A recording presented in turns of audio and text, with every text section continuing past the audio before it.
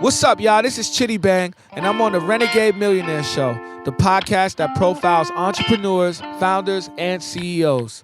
Join us as we go one-on-one inside the hearts and minds of some of our generation's best and brightest. And now, introducing your host, my friend, Sun Group Wealth Partners Managing Director, CNBC and Forbes.com contributor, Winnie Sun. Welcome to the Renegade Millionaire Show, everybody. Hey, it's me, Winnie Sun, your host. Hope that you're having a great day today, because I sure am. We just came back from a 3-day weekend, so we've been busy. Those of you who haven't had a chance to, please check out Sun Group Wealth Partners, because that's where I'm a financial advisor and managing director, and I would love to talk to you if you have any questions pertaining to your own investments or portfolio.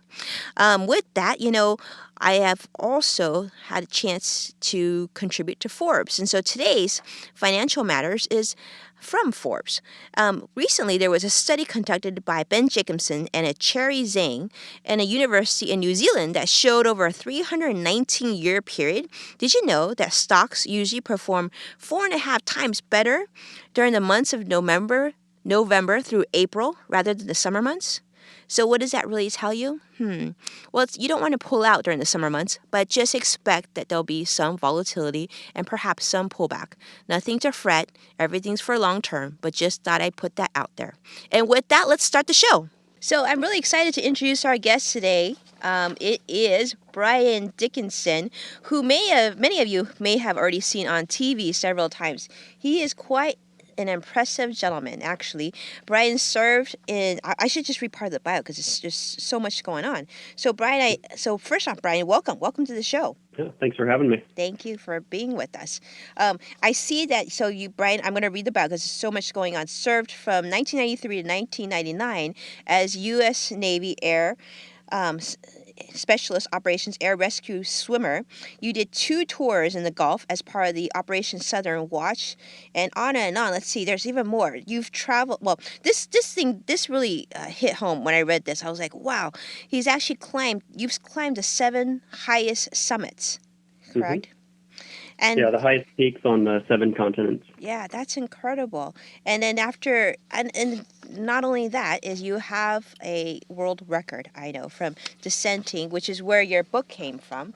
So you have been to the highest point on Earth, and you hold the record for the highest solo blind descent. Can you talk about that? Sure. So in 2011, actually, I guess a week ago, May 15th, 2011, was my anniversary of my solo summit of Mount Everest. Mm-hmm. And didn't intend to solo it. I was independent, so I wasn't a part of a large group, but I had a climbing Sherpa who is the local people that live over in Nepal and, help guide and, mm-hmm. As porters and whatnot, help the climbers climb Everest. He ended up getting sick on the way up, so we had a conversation. He turned back, and I continued up. And I ended up soloing the summit, like completely solo, as in like no one else was on top of the mountain that day, which as far as the Himalayan database, I only found one other person who's ever done that. So it wasn't part of the plan, but it, maybe it was, because that's where it ended up.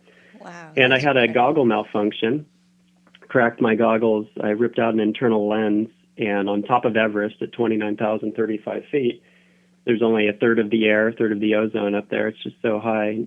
As soon as the sun came up, because I climbed through the night, mm-hmm. hit the summit when the sun was rising. As soon as the sun banked off the ice, it fried my corneas, and I went completely snowblind. And, I was at the highest point in the world, completely alone, mm-hmm. and now blind. And what should have taken me 3-4 hours to get down to the high camp, mm-hmm. there at 26,000 feet. Mm-hmm. Took me 7. So I ran out of oxygen, rode out a slab avalanche, but just hand over hand, just made my way down, and, just really felt a miracle up there. Just felt this presence around me, and, just kept moving, the will to survive. I was never going to give up. And, eventually I made it down. My eyesight didn't return for about a month and a half. So it was a pretty intense ordeal, but just very blessed to be here and be able to tell my story. Yeah. So what were you thinking when you were climbing down? Do you remember? Yeah, I mean, I was just really came down to faith and focus. I just never lost my faith. You know, I knew I was going to live. I never allowed anything else to enter my brain, and just one step at a time. You know, there's some high winds were starting to hit, like 50-mile-an-hour gusts, so I could hear them coming, and I was really using my senses other than sight. But I'm not normally blind, so I mean, I was really, really trying to use my sight. It just wasn't working. And there's fixed lines, there's ropes that are attached to rock and ice, and you know, me with my harness and all my gear, I just made sure I was using touch and sound, and just kept moving. And it was very exhausting.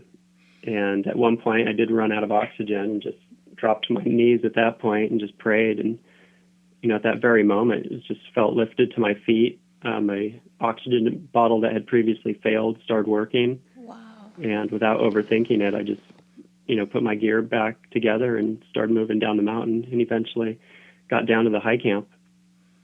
Wow. And I read that basically you felt your Sherpa hug you, right? And Yeah, as I was entering high camp, which is still in the death zone, 26,000 feet, I was just taking one step at a time. And at this point, I'd been climbing for over 30 hours from the day prior. Wow. And just really exhausted, couldn't see a thing. With snow blindness, it's not like blind where everything's black. It's where everything is white, like you're staring into a light bulb. Oh my So goodness. you can't see, but it's the opposite extreme. It's just very painful. And then out of nowhere, he just grabs me, hugs me. He says, "Brian, you alive?" And Aww. so we just hugged, and then walked the last quarter mile to my tent, where I collapsed. I slept for about 15 hours. My eyes were glued shut. And then the next day, we headed down the mountain. It still takes a couple days to get down to base camp from there because it's so high up.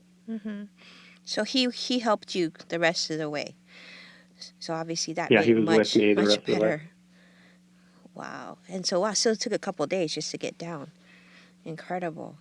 So talk Yep. about, I Yeah, mean, and down lower you go through the Khumbu Ice Fall, which is it's a river of building-sized blocks of ice where you have aluminum ladders tied together to cross these, you know, really deep crevasses, seracs they call them, these big ice blocks. And that was a little challenging going across without vision. I just pretty much crawled across. There was definitely no grace, and you know, it was definitely not graceful the way I was heading down. But you know, I was just doing everything to make sure I didn't fall in or get more hurt than I was. wow. So have you climbed since? hmm And so, Yeah, I've that was, I think, number 4 on my list. So I've been, that same year I went down to Antarctica and climbed the highest peak down there, Vincent Massif, and then down to South America, climbed Aconcagua, and last year I climbed Kosciuszko with my family. So I actually brought my family along to climb the highest peak in Australia, which is really cool because I have That's a really 8 and 11-year-old. So last year, you know, year less, and my wife, and just to be able to experience that together is super cool. how'd the And then kids do? actually, I'm sorry? How did the kids do with the hike? Oh, they did so good. It was a windy and cold day, but it's not a super high peak, you know, so it doesn't really compare to the rest, but it's still just such a unique experience, and they loved being a part of the adventure. They're just very adventurous. Well, that's good. And to be able to do it together is pretty big. So let me ask Yeah. you, Brian, I'm sure people have asked you this. So why do you climb? What do you get out of it? I think people are just wired differently in this world. And I grew up in Southern Oregon, so I was always climbing the peaks around where I grew up. And then I was in the Navy. I was jumping out of helicopters and just, you know, a little adventurous spirit there. It was my job as a rescue swimmer. And then my wife and I moved up to the Pacific Northwest for grad school back in 2001. And I just really took to the mountains, started intensifying my training, and just decided to take it up a notch. And I think for me, it's really evolved throughout the years.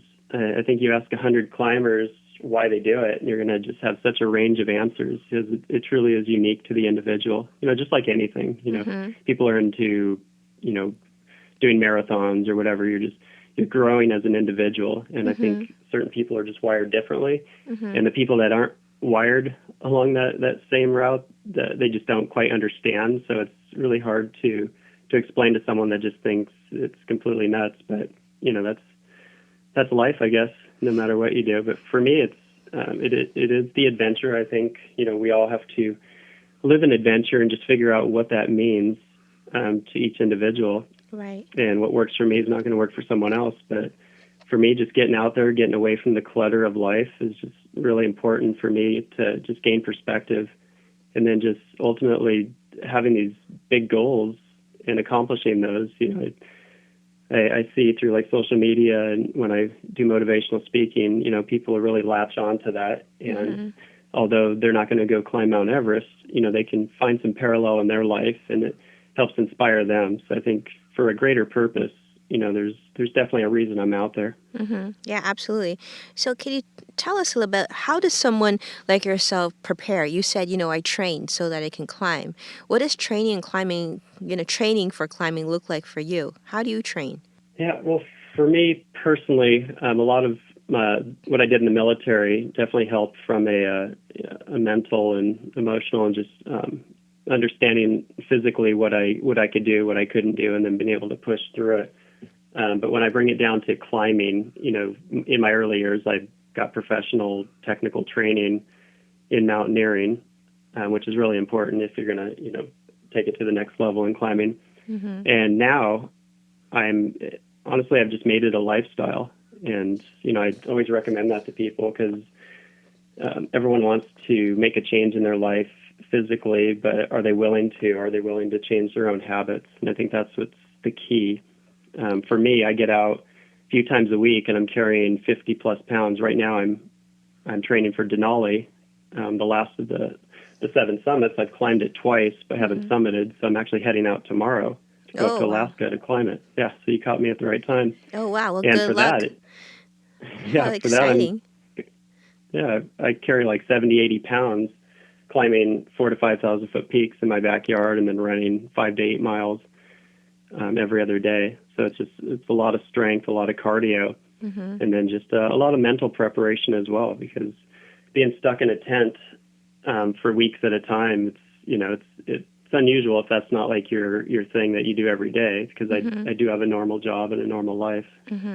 And in this case, your climb that you start tomorrow, are you going to be by yourself or does someone go with you? Nope, I'm leading one other. Okay. So we have a small team, and hopefully we could move efficiently and get some good weather up there, and we'll have a shot at the summit. Otherwise, we'll come back down and hit the mountain, and we'll possibly try it again another day. Wow, that's incredible. So, you do have a day job. So you're a systems engineer for Cisco? Mm-hmm. Wow. Yeah, I've been doing that for 8.5 years, which is it's a great company. Lots of flexibility. They've been very supportive in my climbing. I've been able to showcase technologies on the mountain, and just for motivational speaking, I've had the pleasure of speaking to the whole company to kick off their year a few years ago, actually a couple times. So just from a motivating factor, it's been very on my side. And I have a flexible work schedule as well, so I work from home half the time. Whoa, that's really cool. Well, let me ask you this. So while you go and you climb, like, for example, you're leaving tomorrow, I know you have a very strong social media following. Do you actually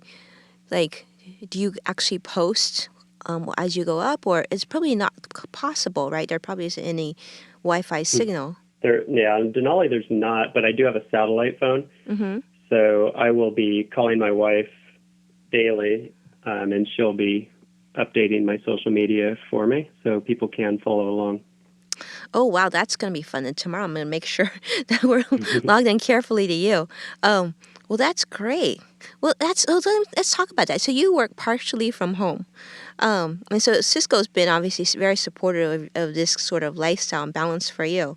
I guess if we could talk about that very seriously, because I'm very interested. Is it because you are Brian Dickinson that they allow you to do that, or do they do that for other employees as well? Oh, yeah. It really depends on the individual, because there's a couple people I know within the company that do climbs, and for longer climbs like Everest, where it's a 2-month expedition, they not necessarily going to give that time off paid. So, I took unpaid vacation for that. But for this upcoming climb, it's 2 to 3 weeks long. So I just, some people go to Italy or something, Hawaii for a vacation. I just happen to be on a mountain. But they have been supportive because, it's, I think ethically I'm out doing my job. I'm, doing well at it, but I'm also representing at kind of more of a macro level, just a different level of marketing. And, being positive within our technology community. Yeah, and you're very inspirational, and you're a good person to showcase. So I think it's very smart business on Cisco's standpoint too. Well, that's amazing. So I guess after this next climb, what's next for you? What do you expect? So once I actually stand on top of Denali, that'll end the 7 summits. I feel fulfilled at this point because I've been on it and 1,000 feet from the top.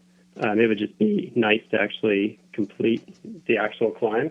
That's why I'm going after it. But it's not something that I would just continue going after my whole life, because there's a lot of mountains out there. There's a lot of adventures. But for me, the timing kind of works to end this now. And then, my kids are getting older, 8 and 11, and they're excited about doing different, like, smaller climbs. And I'm excited about that as well. Does your wife climb with you?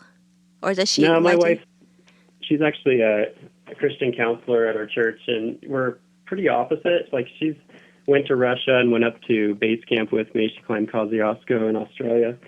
And I flew the whole family down to Argentina. But she does smaller, like, hikes, but definitely not to the level that I do, which it's good because it's I think we counterbalance each other perfectly. And one other thing, when I travel around the world, I always visit orphanages and deliver toys and gifts to the kids. So she's been a big part of that. And I've had my own kids, handing out toys down in an orphanage, and just a really special moment, an experience for them. And in fact, my wife and my daughter, Emily, are going to Swaziland on a mission to, help educate some of the local people in a village down there this July. Wow. That's incredible. Well, that's really great because you can incorporate, this is something that you can incorporate your kids into and get them involved with. And it sounds like they definitely take on your side and that they enjoy climbing. Yeah. Yeah. They enjoy it to a certain extent. Like, I'm definitely not pushy. Like, I'm not roping them up and, taking them on extreme stuff. It's I just remember when I was their age and just kind of how I was. And, my wife really balances us out good because we really understand what our kids, how they're wired. And, we don't want to push them beyond that and then wreck them for life. They just want to be near Dad.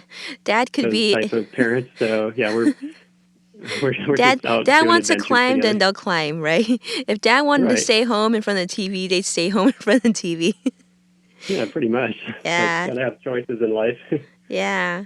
Well, one thing that I thought maybe you could share with us a little bit is, the recent Nepal earthquake. I know you were very instrumental in commenting on that. I was hoping you might be able to share some insight to us on that.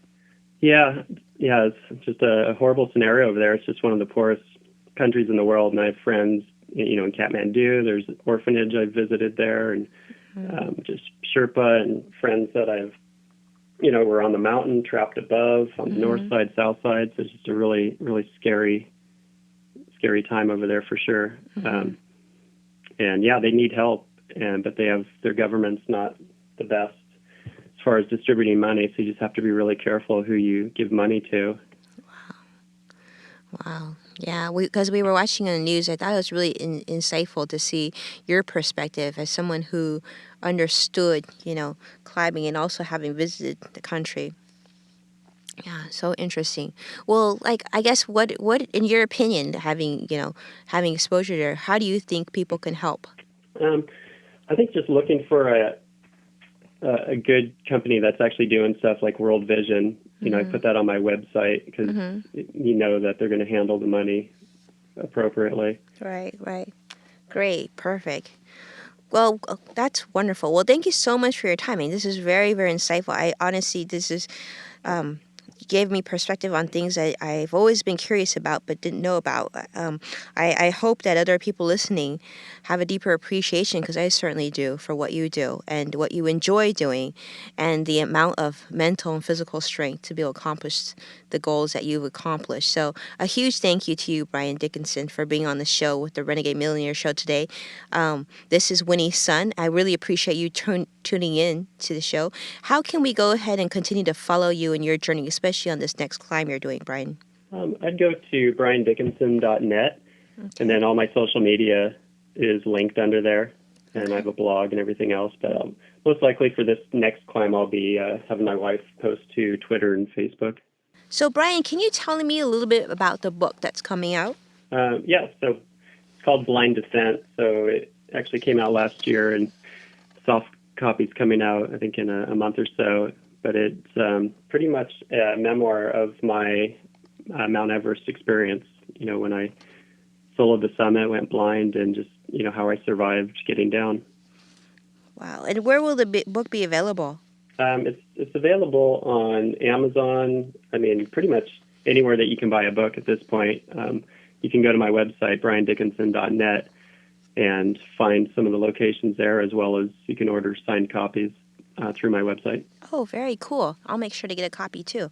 So I'm going to go on your website today and see and check that out. But thank you. That's incredible. I mean, so those of you who want to learn more about Brian's descent and that story, because I imagine there's things on there that we don't even have time to talk about today, make sure to log in on Amazon or on his website and get that book today.